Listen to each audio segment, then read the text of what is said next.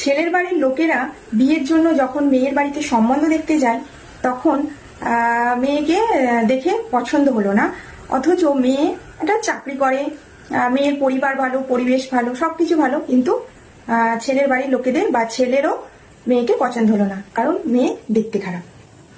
ঠিক একই রকম মেয়ের বাড়ির লোকেরা যখন ছেলের বাড়ি দেখতে যায়, ছেলেকে দেখতে খারাপ, ছেলে একটা ছোটখাটো চাকরি করে, ছেলের পরিবার ভালো নয়, পরিবেশ ভালো নয়,